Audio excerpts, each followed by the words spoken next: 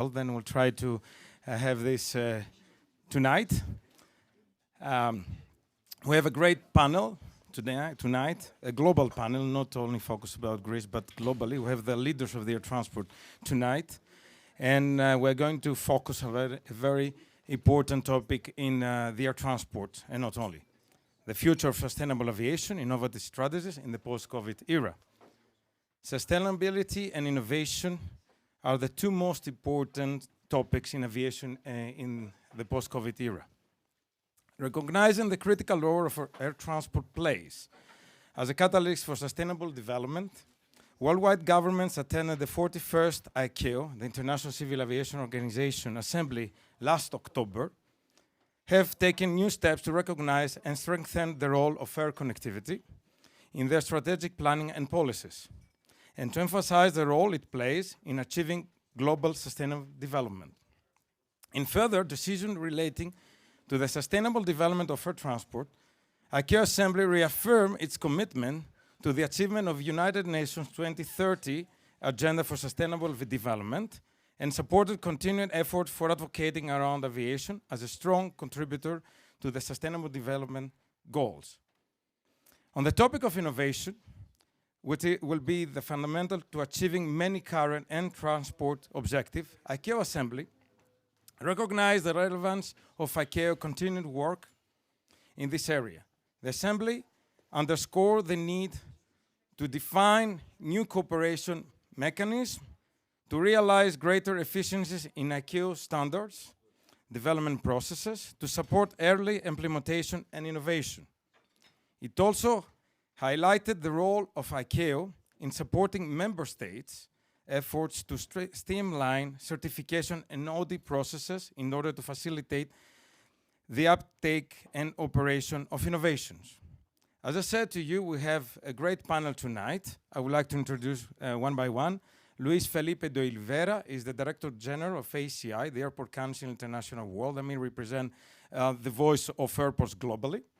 Followed by Thomas Reynaert, that is the Managing Director of A4E, the Airlines for Europe, member all the major European carriers, all the major groupings, low-cost and legacy carriers. John Holland-Kaye is representing Heathrow Airport, one the busiest airport with international traffic till recently. I think it's now Beijing that took over, but still one of the most important airports globally, and very focused on sustainable development. Then it's great to have you tonight, John. And last but not least, Riccardo Lambiris, who is the president of Athens International Airport, and represent, of course, the Greek part, as we are here in Greek Davos. But as you know, most of you, Greece was a success story over the last 2 years. Then I believe being here, you are part of the heart of the global developments. Then I will ask our first question to my panels to tell me how you see aviation in the post-COVID era, and if you are optimistic. Felipe, please. Well, good evening, everybody, and good evening to people who are watching us from the stream. Thank you, Greek House, for the invitation. I think it's great to be here and share the views of the airports and the aviation sector with you.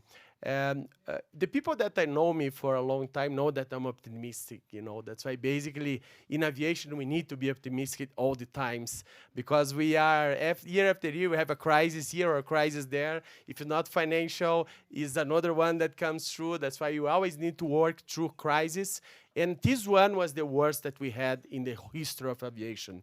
Airports during the crisis lost more than $200 billion in revenues.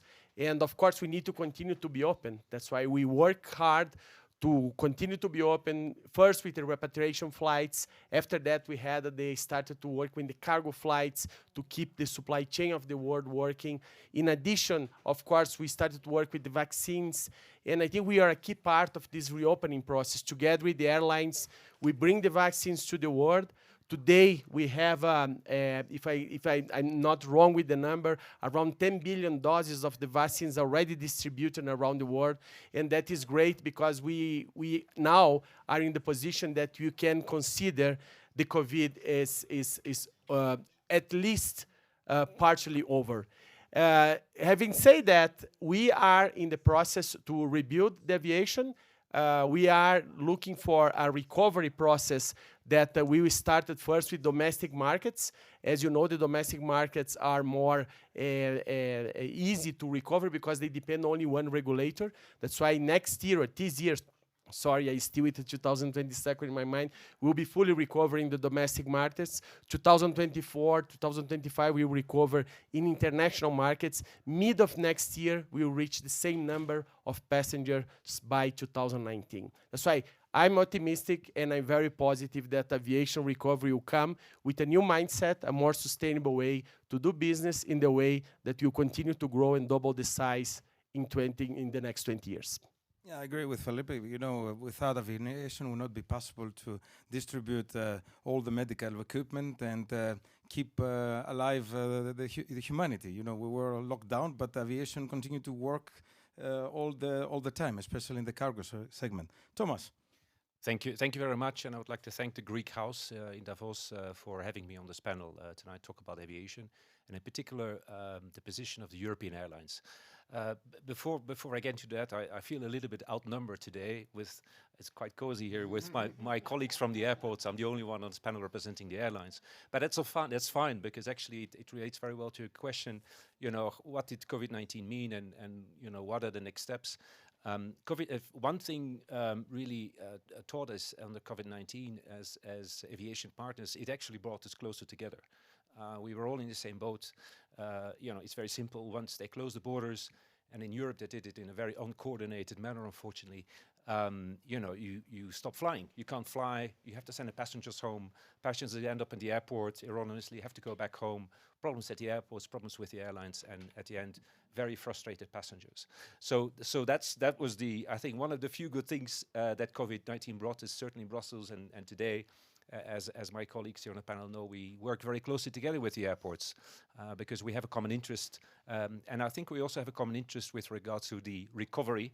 I think we're doing very well. The mood amongst the European airlines and our CEOs is extremely positive, very optimistic.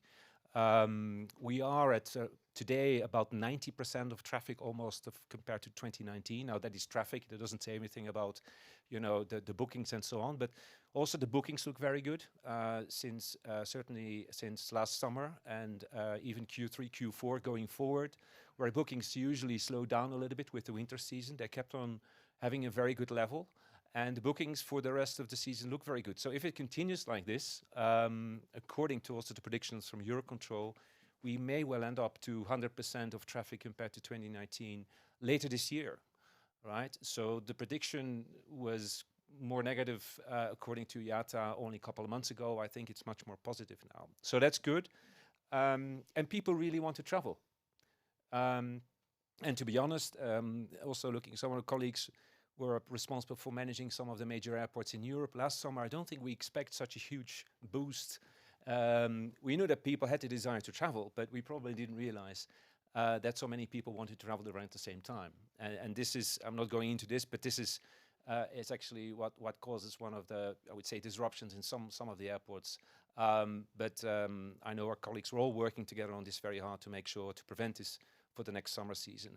I think the next steps going forward, getting out of, or we're in the middle of recovery still, but really getting back to normal, so to speak. I think it's important in Europe to go back to what was such a great success before the COVID crisis, and we sometimes forget about this, which is the single aviation market in the EU. Very successful. People tend to not react to it because they're used to having smooth travel and so on. And I think we need to go back to that project, to optimize it, to make it even better, and not just to sit and wait. So in some cases, I do believe that we will need to look at certain regulation where regulation is needed and so on, but we can go into that for a little bit more detail. And I think the whole sustainability challenge, I think, is sort of a crossover of the many challenges we will have, and I'm really looking forward to the next discussion. Thanks, Thomas. And imagine that we are getting to where we were in 2019 and still have challenges in European environment, not only of fuel prices and so on. John, please. Great. Well, I don't want to repeat what's been said, but I think it is actually a huge credit to everyone in the sector that so many airports and airlines have survived the last couple of years. It was having almost no revenue for 2 years and very high fixed costs, which all of us experienced, is extraordinarily challenging. And the fact that we were collectively able to recover as well as we did last year is a huge achievement. And as Thomas says, it's only achieved by partnership, by all of us working together to serve passengers. And I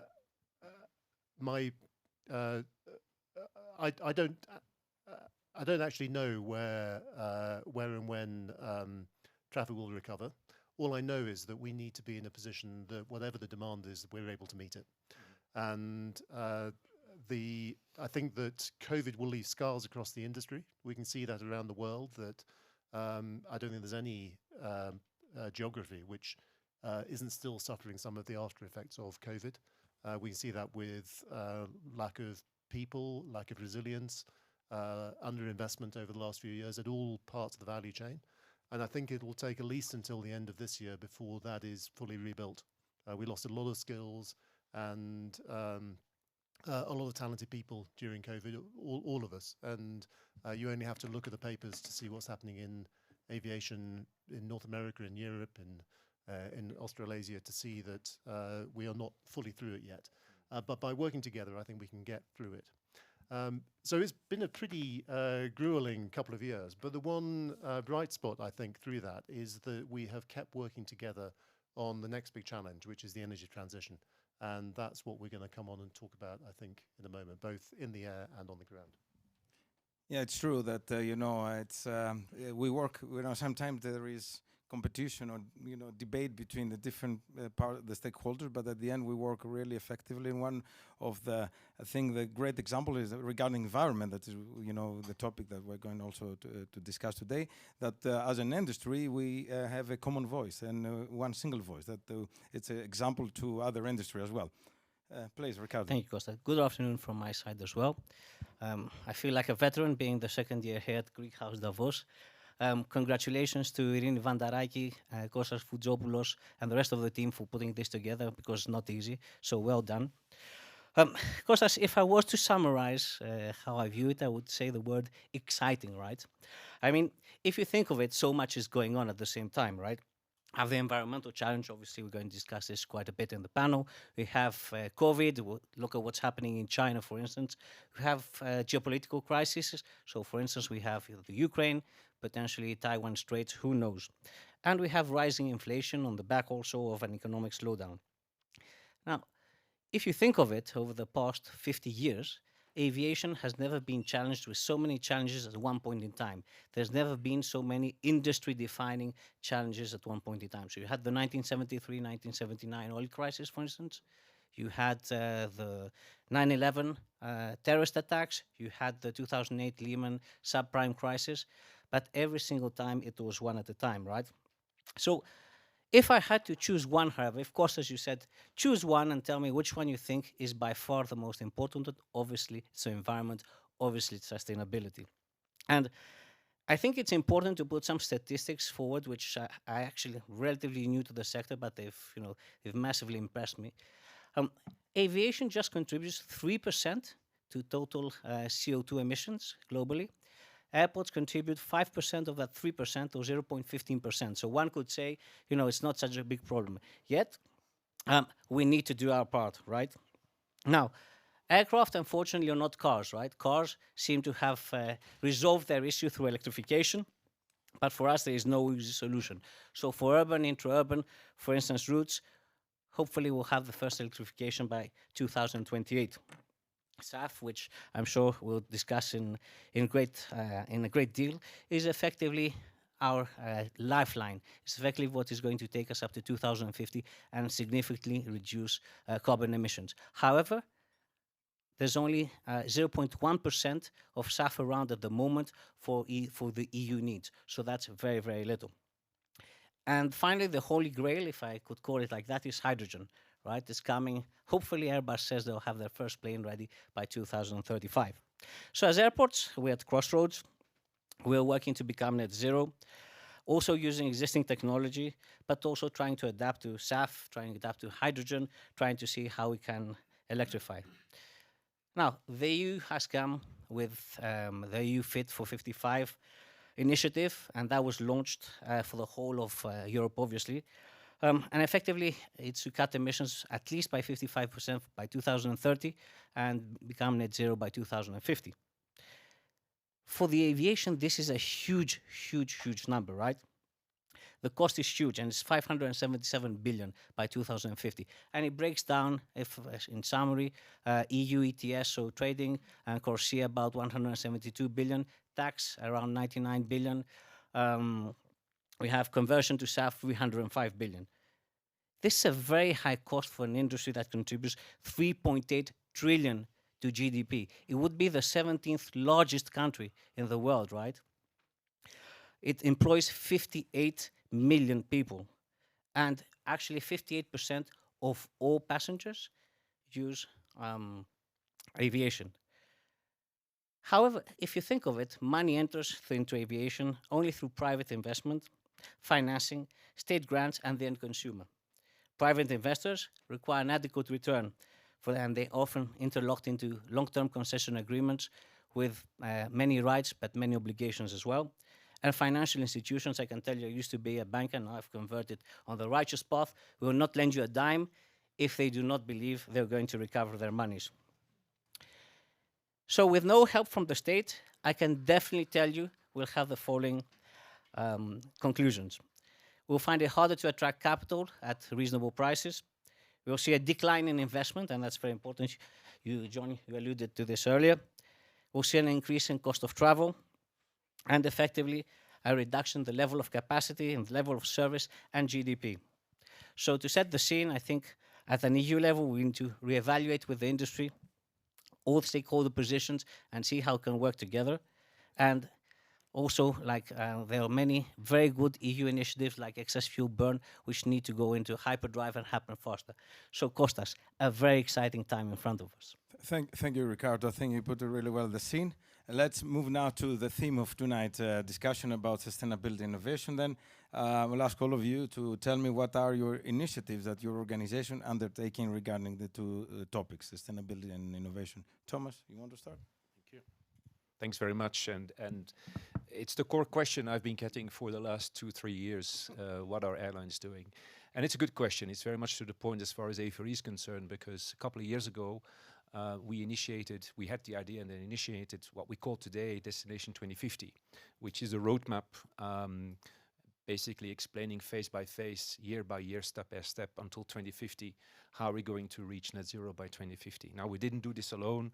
We had the idea, but we involved the airports right away. We involved the air navigation service providers, the regional airlines, and the OEMs, the manufacturers. And this was a very, it still today is a very powerful tool, because it's not only the airline saying, you know, we're going to do this. No, it's the entire European aviation sector that actually came about and promoted this roadmap. If I believe well, then we were the first aviation associations worldwide to take such a step, and IATA followed later with its similar ambitions a couple of months later. So we, luckily enough, we issued our roadmap before the Fit for 55, the whole legislative package from the EU came out, proposed by the European Commission last summer. And so we, as an industry, entire industry, we were, I think, well positioned to talk about solutions, not only the problems, but also solutions. And to your point, yes, it's going to cost a lot of money. But clearly, with the roadmap, all of us at the highest level in all the European aviation sectors, we are committed to this, and we are going to do this irrespective of what's going to happen in terms of commitment at the global level.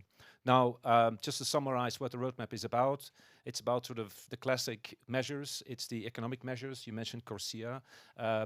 More importantly, if you're looking how to reduce which measures are going to reduce the CO2 most, is of course the technology. As always, more efficient engines, running on sustainable aviation fuels, lighter aircraft.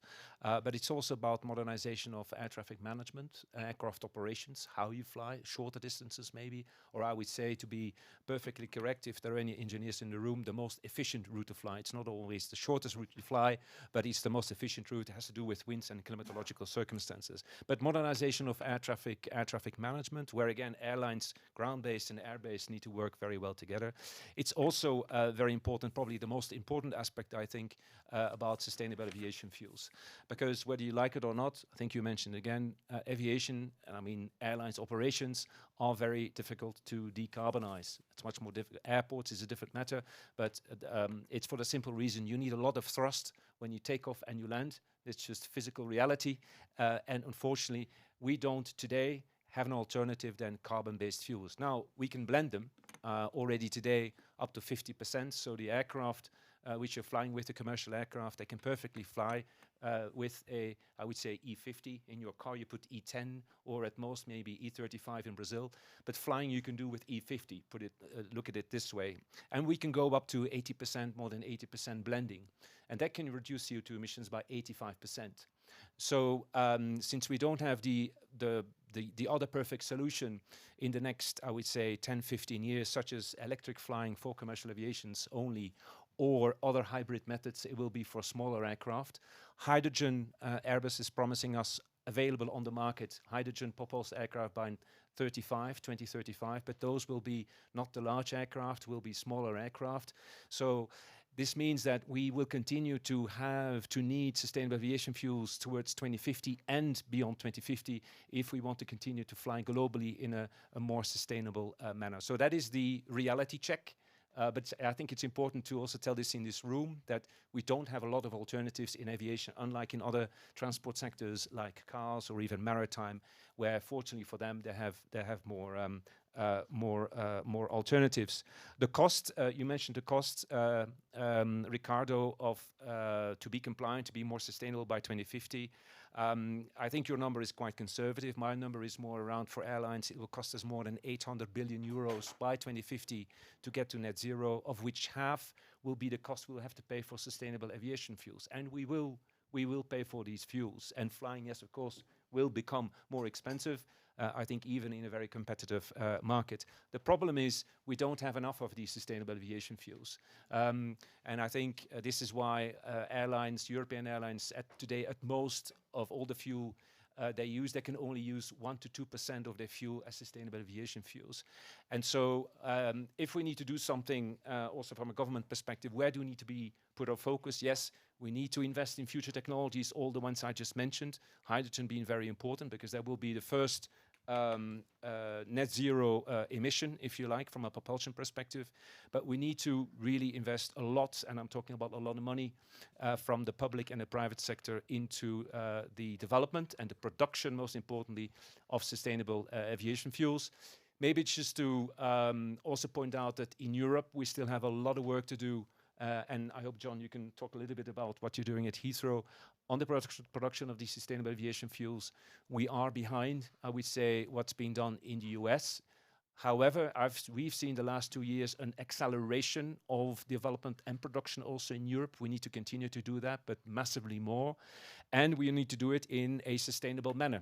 Yeah? You need to be careful to make sure that these new aviation fuels we blend are truly sustainable. And it's very important that we get the definition right and that we just not throw sort of anything in this kerosene, but it cannot really harm. It cannot lead to deforestation. It cannot lead to food stock and so forth. And just to finish maybe on that, what needs to be done in the US now with the US Inflation Reduction Act, you see that there's a lot of movement going on. I think the Europeans, I would say some politicians may be panicking a little bit. What's going on there? How do we need to respond? I think we need to respond with similar measures. The IRA, and I'm talking about this specific act, to be very clear, even adds more incentives on top of the existing tax breaks, tax credits, grants, you already have in the US for sustainable aviation fuels for the production of it. And now with ERA on top of that, I think we really need to get our act together and massively invest in sustainable aviation fuels, not disregarding the other technologies, but this is what we're going to be needing for the next couple of decades if we want to fly sustainably. Thanks. Thanks, Thomas, for this comprehensive presentation from the airline sector. Before I move to your members, I will ask Felipe to say the approach of the organization side. Then I will ask your members to tell what they do regarding these two areas. Thank you, and very comprehensive approach by Thomas. Thank you, because basically my background is fuel. I cannot add too much on that. That's why we'll focus basically on I'll focus only on the airport side. In the airports, we don't have let's say the biggest issue that airlines have in terms of decarbonization. Is a little bit easy for us. Let's say, is easy than the airlines. Then reach the decarbonization. But we take that very seriously. We are working on decarbonization of the airports for more than 10 years. Basically, we have, since then when we started the discussions about the green future for aviation, we started with the program called ACERT, that the airports can reach or can calculate the carbon footprint they have. After that, we created the Airport Carbon Accreditation. And just to put you in context, we have 2,000 members around the world. These 2,000 members represent 96% of the global traffic. And we have around 430 airports that are already Airport Carbon accredited. Means we have more than 50% of the airports that already reach the net zero carbon emissions, like the airports in Sweden. There are airports that are reaching the net zero carbon emissions in the next few years, some of them in 2025, some of them in 2030. And we are quite sure that we'll be able to deliver the 2050 target, that is net zero carbon emissions by 2050. We are the first international aviation organization to set up a target of net zero carbon emissions in 2021. That's why when you're talking about the European context, when the vision of sustainability is more embedded in the society, when you go to other countries in different parts of the world, it's quite difficult. And so it was quite a challenge for us reach this agreement, and we are very happy that we reached that agreement. In addition, of course, we are very happy that the states last year reached an agreement with ICAO that they are committed to do an efforts to be net zero carbon emissions by 2050. Basically, we as airports, we are enablers, and we need to work together with the whole industry. We are an ecosystem, it's not only airlines and the airports. We have the ground handlers. We have a lot of companies that work under our limits of perimeter of our airports, and we need to work together to reach there. And reaching there means we need to work together, aligned with the airlines, in trying to find ways that you can supply sustainable aviation fuels, then you can be ready for hydrogen in the future, that you can be ready for electricity in the future as well. So basically, as ACI globally, we prepare certain documents or position papers that support the airports to start to think about that and how they can reach that investments or that ideas that could help them to reach and support the development of these three areas for the future of aviation. Thanks, Felipe. John, apart to ask you about what you do about sustainability innovation, can you share also what you do about SAF? Because we talk already about sustainable aviation field. Then it's your turn to tell your story. Great. Well, thank you. And it's actually pretty remarkable the progress that's been made on decarbonising aviation.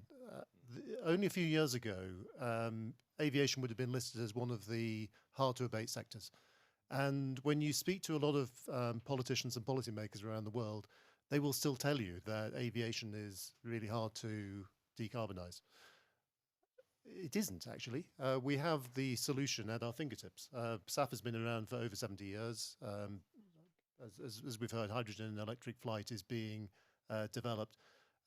We have a plan for how we can decarbonise. And if you were to get any set of aviation executives together from pretty much anywhere around the world, they will describe the same plan and the same pathway to decarbonise. And that is quite remarkable. and one of the things that is unusual here is that it is the industry that is leading its own decarbonisation rather than policymakers. If anything, we are the ones who are helping policymakers to come up with a coherent plan. And the reason we need that is because we're a global sector, and we need some consistent policy around the world so that we are all moving in the same direction at pretty much the same speed. And that's why the ICAO agreement last year was so extraordinary. Huge achievement, pulled through very much by the sector. And I think probably all of us were involved in persuading policymakers from around the world to get to that conclusion. And this is something which is existential for all of us. I think all of us here understand that that climate change is real, and if we don't take steps now, we're very quickly going to have an unlivable world. And if it's existential for us as a planet, it's definitely existential for us as a sector. There won't be anywhere to fly to, let alone people who can fly. We have to decarbonize our sector, so we have to move fast. So that's why there's a real sense of urgency to scale up the kind of solutions that we need. And it's not just about decarbonizing on the ground. We have to tackle what happens in the air, which, as we've heard, is 95% of all the emissions. And half of all those emissions are long-haul flights. The only pathway to decarbonizing long-haul is sustainable aviation fuel. So that's why we have to really focus on scaling that up. And the challenge there isn't actually about the cost. It will be much more expensive. But in the scheme of things, actually the cost as part of one's journey or as part of one's holiday is relatively manageable. And by the time we have got up to scale on producing SAF, the cost will of course be much lower than it would be today. The challenge is scaling up. And this is why we need policymakers to help us. We need to have the kind of policies that the US has introduced with the Inflation Reduction Act, the UK and the EU are introducing with mandates and contracts for difference to try to give a clear demand signal to producers to start putting the hundreds of billions of dollars that we've heard about into the sector. And we need to move really fast on that.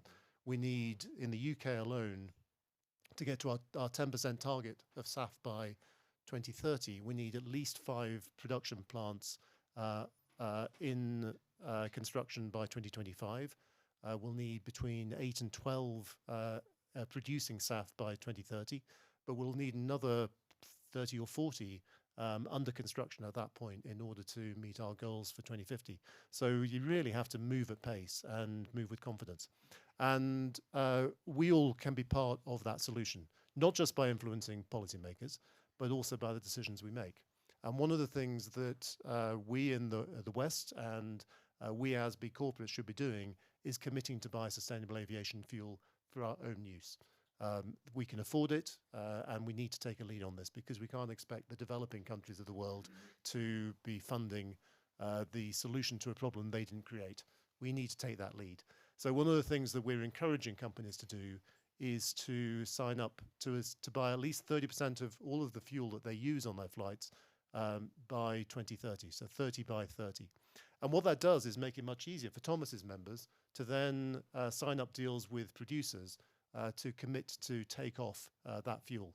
And that is how we help to stimulate the energy transition in the absence of government policy around mandates and price support mechanisms. We need to help subsidize the development of the sustainable aviation sector if we are going to have a future as businesses. So it's really, really important we all play our part. One of the things we've done at Heathrow is to introduce an incentive for airlines to use SAF. Last year, the first year we introduced it, we incentivized half of 1% of aviation fuel used at Heathrow to be SAF. This year it'll be 1.5%. Those are targets that we have agreed with airlines. And to give you a sense of scale, that means that something like a third of all the SAF used in the world was used at Heathrow last year. So it's an extraordinary amount, but it also tells you how little SAF is produced at the moment. But we need those kinds of measures in our different ways to help to send the strong signal to producers that they need to get on and make the hundreds of billions of dollars of investment that they need to make to scale up. John, what's the reaction of the companies? That means they participate in this the scheme. Airlines, yeah, we were oversubscribed. So a lot of companies have some very ambitious targets for decarbonisation themselves. Some of the big tech companies in the States are setting an internal carbon price. I think Microsoft have $100 carbon price for any air transport, which happens to be about the premium that you have to pay for using SAF. So if you're going to be flying on a plane as a business user, if there's no alternative, it's economically worthwhile to pay for the SAF premium, and that helps to drive through the demand. And it's a very good example of how businesses can take a lead to create a whole new sector in sustainable aviation fuel. Thanks. Riccardo, please. I fully agree about incentivizing the private sector to get into SAF.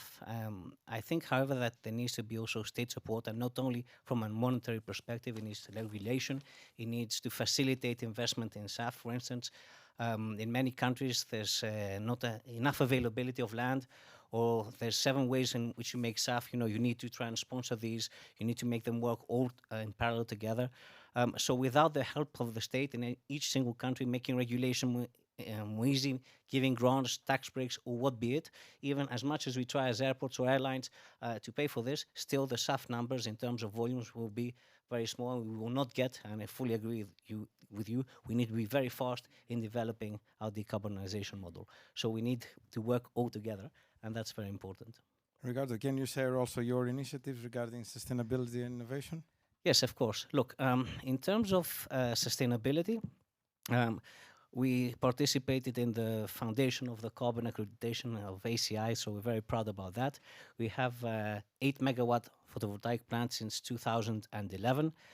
In Q1 of 2023, we're expecting to come on stream 16 megawatts of PV, and to take us through what we call Route 2025 to carbon neutrality. We're planning to build a 40 megawatt plant with batteries, and like that will become carbon neutral. So I think, as Felipe said, we are a bit lucky as airports because it's easier than airlines, and I feel for Thomas and the airlines. We're also lucky because we have sun in Greece, okay, so we can have PV, which is not always the case. So that is what is happening in terms of sustainability. Obviously, we have some SAF flights, very few compared, obviously, to you. We hope these will increase materially. Now, in terms of innovation, one needs to be very careful with the limited funds you have. There's so much happening at airports. There's so many technological things happening. You need to be very careful where you commit your funds. However, I'll give you 3 examples of what we're doing and what is working very well. So we have the Digital Gate, which effectively is a startup ecosystem, right? So effectively, we're working with the Entrepreneurship Center of Innovation for Athens University, and the idea is to provide real-life solutions for aviation problems and tourism problems, because obviously we're interlinked with tourism. I'll give you a few examples of what we would be looking into. So you have weather analytics, you have energy forecasts, which is very important, so you can have efficient energy usage. We even have a digital application for people with disabilities.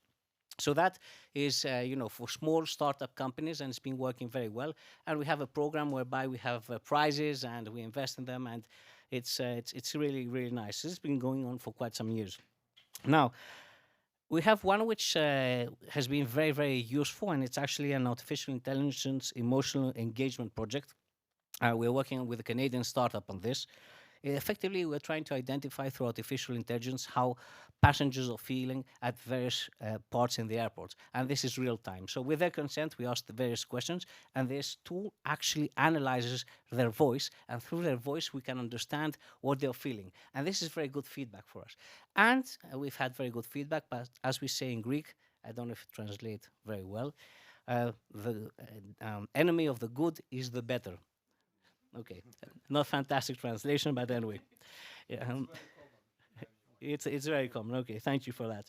And then we during the COVID pandemic, we had an automated chatbot using an AI artificial algorithm, and effectively it was used to answer questions that various people had around the pandemic, around COVID, around what to do. And it worked extremely well, right? 96% of all inquiries were handled by the chatbot instead of going to our call center. So you can imagine how much it helps us in terms of efficiency, how much it facilitates things. So now we're at the stage where we're actually evolving it to be able to provide other information, whether it's weather, whether it's how to check in, what be it.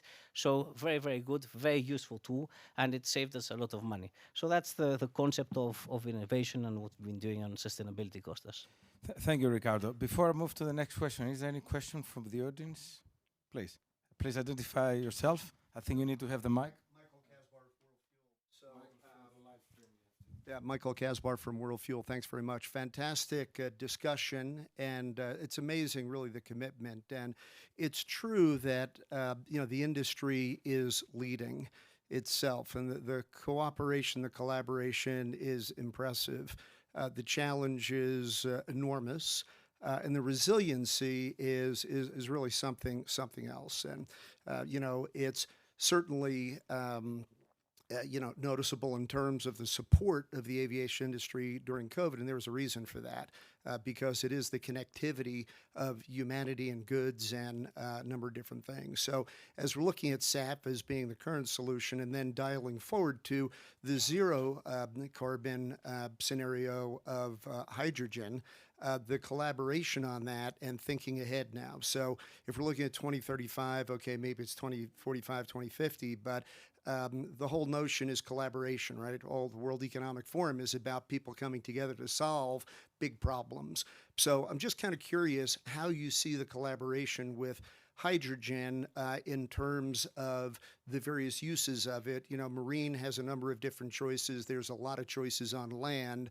Aviation doesn't have a lot of choices. So thinking ahead, because it's an enormous cost and a big move, how would you imagine collaboration in terms of land and aviation and airports in the hydrogen economy?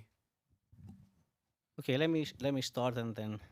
Okay, so I think it's collaboration and competition, right? Unfortunately, even in SAF, we will be competing for cars which will be using biofuels and so on and so forth. So, we need to work together, and I think to John's point, creating scale will resolve this issue of competition, right? So we need to get aligned. I mean, the good thing is that we all need the same thing, right? We need SAF, we need biofuels, we need hydrogen. So getting everyone together and saying we need this in mass and actually using incentives like what John gave, for instance, in every single industry, I think this will increase scale and will take out the competition element. So we'll competition on price instead of competition quantity. And that's how we will stimulate the capacities we need. Luckily on hydrogen, we've got quite some time to think about it. However, and we were discussing this earlier, getting a green hydrogen, for instance, means we have to have sorted out our renewable situation and have enough electricity to fuel, to provide green hydrogen, or at least if we want blue hydrogen, bring down the carbon capture cost, right? So effectively, it's a cyclical issue. It's many industries intertwined. There's issues that are way beyond aviation. For instance, as I used to say, if the next day in Greece everyone had electrical cars, we wouldn't have electricity for anything else, right? And if you think it takes 5 to 7 years to build base capacity, again, you can see the problem. So I think the idea is find the right incentives to create scale and mass. Like that, you can serve all the industries and take out competition in terms of volumes and have competitions in terms of price. Felipe. Well, the energy transition is going to be the big thing in aviation over the next 30 years. We've had it easy so far because we've only had one form of energy to use. Now we have the potential for three, electric, hydrogen, and SAF. And the infrastructure implications, as we heard, are enormous for each of those. And you can't pick winners in this. We need to stay open-minded about the opportunities for all of them. What we can say, though, is that just because of the physics of each of those, they have different applications. Electric is really only feasible for small planes, short range. Hydrogen could serve up to medium range, medium-sized flights. SAF can actually work in anything. And ultimately, we can all imagine a world of hydrogen, but the space that it takes on the plane itself and the space it needs on the ground means that it probably won't ever be used for long-range flights unless there is a huge breakthrough in aircraft technology, which isn't currently envisaged. So I think we have to anticipate there'll be at least 2 fuels in the system, if not 3, that we have to think about. My instinct is that SAF will win in this. I think SAF will be the VHS to the Betamax of hydrogen because it is so flexible. You can drop it into any existing plane today. You can blend it in as much percentage as you can with traditional fuels. We'll have 100% SAF-powered flight going to New York later this year from Heathrow. So that'll be another proof point that SAF can be a complete answer. And of course, one of the great advantages is that if Athens has invested in hydrogen or electric technology, and we haven't done the same at Heathrow, then you can't have a flight going backwards and forwards on hydrogen or electric. You need both ends of the route to have completed the energy transition, which is a huge challenge. So I suspect the SAF will win out, and the focus therefore needs to be on scaling up the energy supply for SAF. And I think one of the big policy issues, which we've alluded to here, is that you can't waste biofuels on cars. Electricity is the answer to cars. Don't waste biofuels on it. And it's interesting to see that in the States, a lot of biofuel manufacturers are starting to look at how they can switch away from cars into planes because they can see that the market for biofuels in cars is limited in the States, and they've got to find a new market. And I think that's a really healthy switch that we're going to see happening. Thank you. Very interesting comment from John. I would personally, I don't disagree what you say. That's a personal opinion on the technologies. As airlines, we have to be technology neutral. So basically, any technology that works, and most importantly, that's certified, because safety is key, and of course, going to be key in anything you use. That's the first precondition. So it needs to be certified, it needs to work, and if it's possible, it needs to be affordable. But that's probably another discussion. I would see hydrogen more as a move to a hydrogen society. Because you are right, we will be, as was the case with kerosene or carbon-based fuels, we are a relatively small taker of that fuel. Now, hopefully there will be a shift, and as you say, I think this is why we explained the European Commission, as you're going to electrify or force road to go into electrification, as you will have you decided to ban combustion engine out of the market by as of 2035, clearly all that potential of fuel should go to us. And so there is this understanding in Brussels at least, and this is also I think why they published or they proposed the SAF mandate, which we very much support in principle. We've added as A4E the SAF allowance to it, which is helping us a little bit to bridge the price gap, but obviously it's not enough. So we need to continue to work on incentives. So first of all, I'd like to still prefer the high-level regulatory framework, which is there in place in Europe, but what we are missing are carrots, what you're having in the US. So it's too much with the stick and not enough about the carrots, and I think some realism set into that as well. I think you alluded to some realism here in the market as well in terms of solutions. So I would say unless say Europe or society sees it as and some countries clearly do. I think Germany has some clear views on the hydrogen society. You need a whole society to transition almost to call it a hydrogen-based society. And I think there are other players in the market outside of transport, outside of aviation certainly, who would have to play a big role in there, first takers of that transition. And I think we could be part of that. But whether it's going to be full hydrogen, 2035, 40, and so on. We'll have to see. As airlines, as I said, we're probably going to be using several sorts of technologies, depending, is it a regional aircraft? And, hybrid and electrical solutions could well apply quite quickly. But for the big wide bodies, we will continue to use SAFs for a very long time. Fortunately or unfortunately, that's the reality. So I see hydrogen as part of a move towards an entire call it hydrogen society, and I think some companies in some countries in Europe clearly have a vision on that and want to go very far. What I'm saying is we'll be a small part of that in terms of taker of that. Yeah, I'll be very quick because I think we already covered a lot of this topic. But if we realize that the aircrafts that are planning to deliver in the next years will fly with us for the next 25, 30 years, we still have a lot of use of jet fuel and sustainable aviation fuel on that. However, thinking about the future, I believe that the airport cities are an opportunity for hydrogen, because we don't have space enough internally in the airports. However, if you have the whole system supplied by green energy like hydrogen, could be an opportunity not only for the airports but also to be used by the future aircrafts that will be powered by hydrogen. In the meantime, we need to have two different fuels at the airport. That's a transition that will be tough.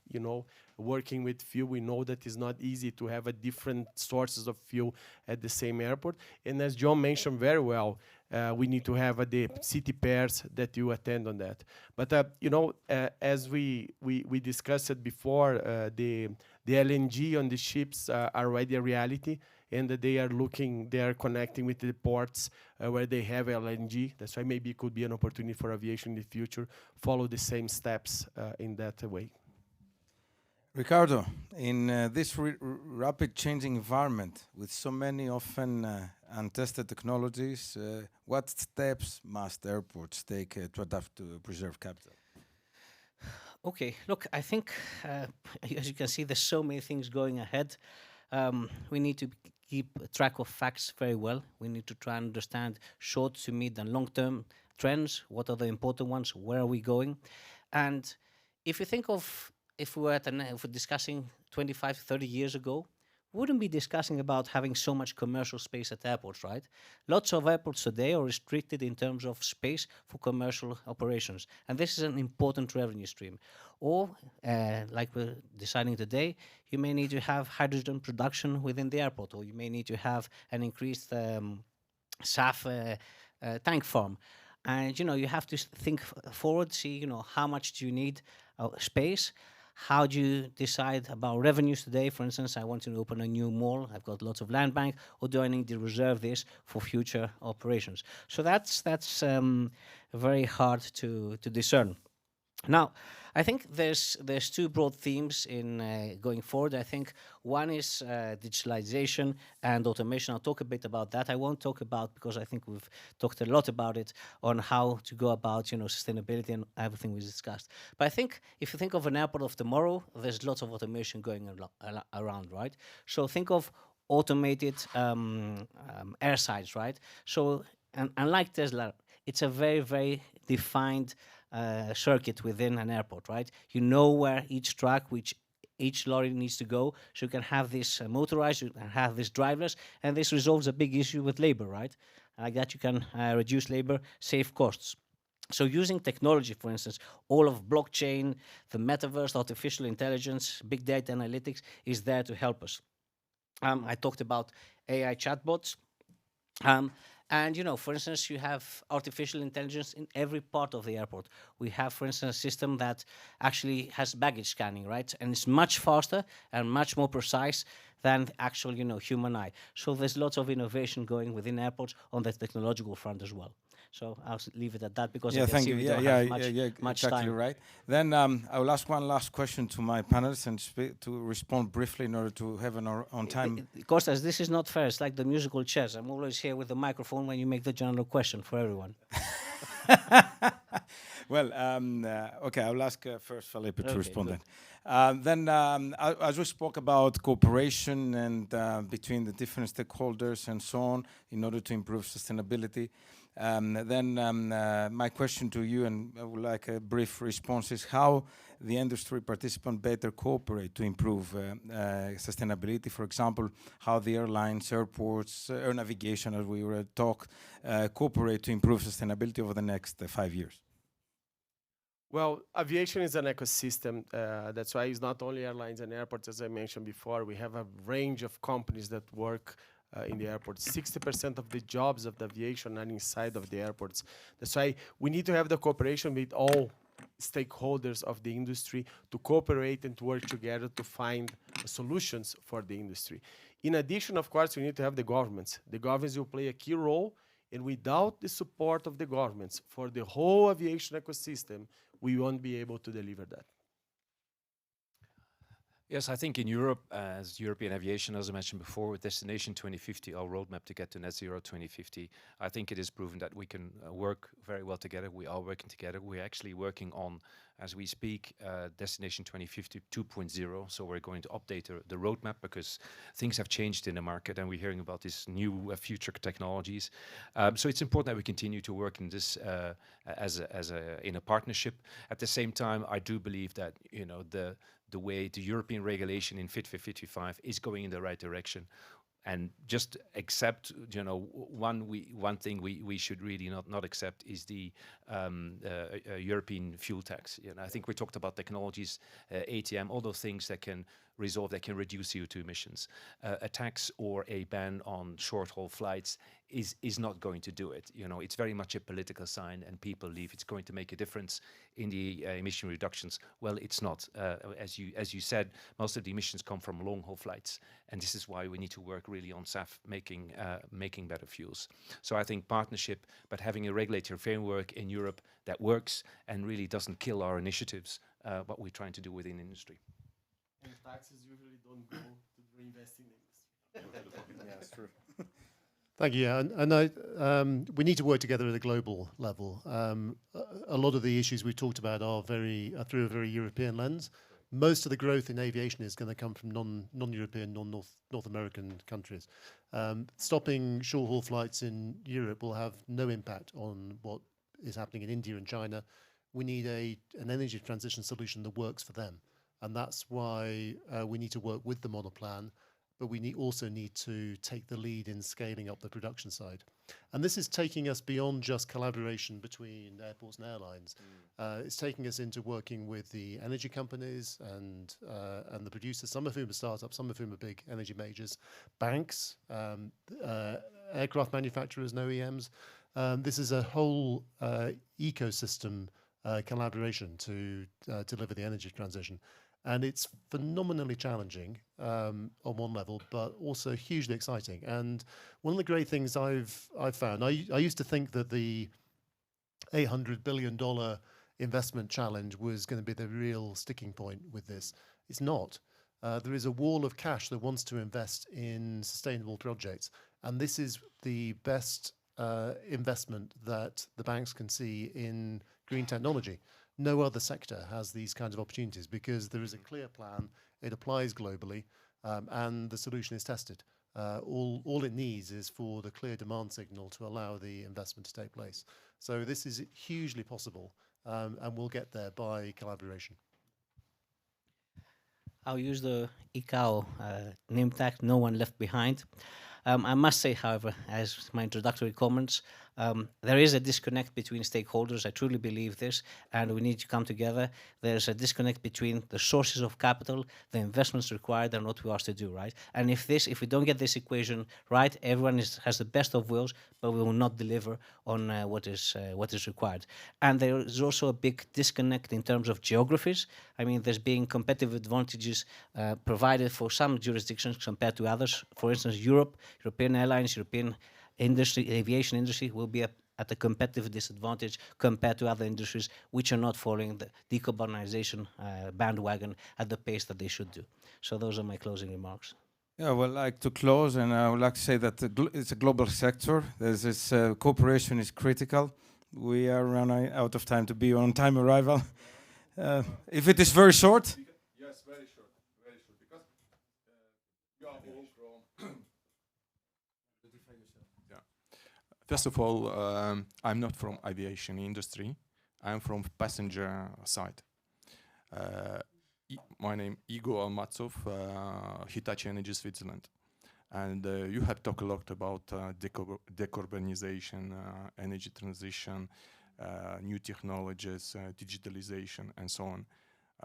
As I understand, it needs a lot of investments, and finally, somebody should pay this money, right? And as according any investment project, finally, it's end customer paying for everything.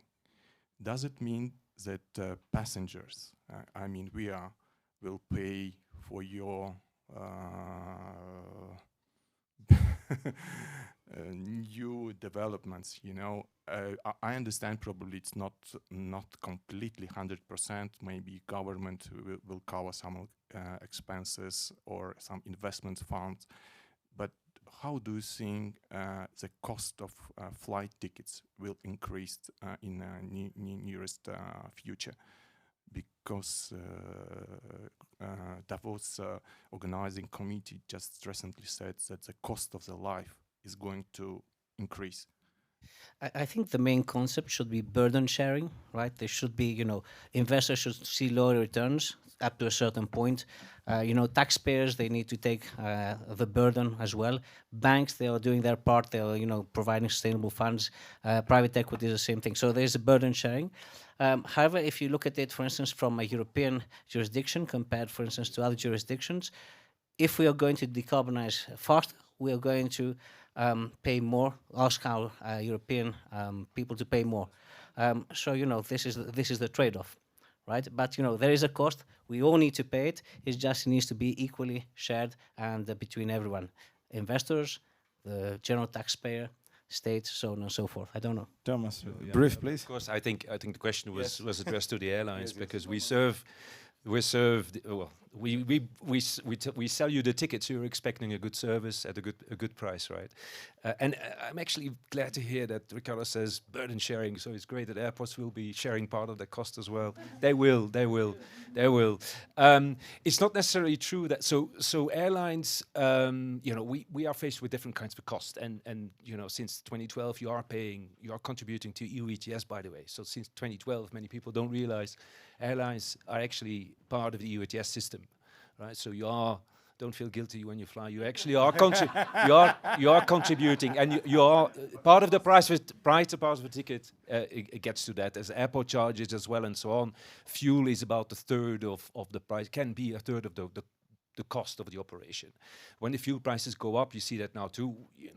The first couple of months maybe we don't charge, but then if it pertains, then of course you will be paying more. There's a fuel addition to that. So now in a perfectly wonderful and healthy competitive market. So hopefully we can continue to have that in Europe as we had in 2019. With competition, price or cost should not automatically be calculated into the price of a ticket. So it's not that, if the fuel goes up 100%, in a competitive market, the next day the price will be added to the ticket. That's not necessarily the case. So I would say, first of all, to the regulators, make sure that we can continue to keep a competitive, healthy market, because that's the best. I talked about single aviation market earlier. That's the best remedy also for the regulator to make sure towards the passengers that you get a decent offering if you have competition in terms of connectivity, that you can continue to fly all the wonderful destinations you were able to do up until 2019 at an affordable rate. Now, to be realistic, yes, and I think people like Michael here, he made no secret about it. He literally said a couple of times, the ultra low cost ticket, those days are over. And I think that's a bit what you said. Even in a competitive market, we have to calculate the cost through the passengers. Not that airlines like to do it. Again, in a competitive market, if you're competing, you're trying to keep your price low. But you see now, because of huge cost, it's mainly the fuel price, but it will also be the green investments going forward. There's no escaping. We all need to do our fair share. And like in any other sectors, whether it's in buildings now, road transport, we will all see higher costs because of the green transition. To which extent, again, it's then calculated to your ticket or your cost. It really depends also on, in my view, on market competition. So I think that's going to be key in order for you to continue to fly affordably and to as many destinations as possible. But that's really market forces which will play. I'm not sure if that answers your question, but flying will not get cheaper. That is for sure. With this transition. Okay, That's well, all I think you can discuss in the cocktail after. Then I would like to thank you. As I said, as we said, it's a global sector, and the cooperation between all the stakeholders is needed. Well, SAF or Hydro will be the future. Well, please join me in applause to the great panel, and thank you for being here tonight.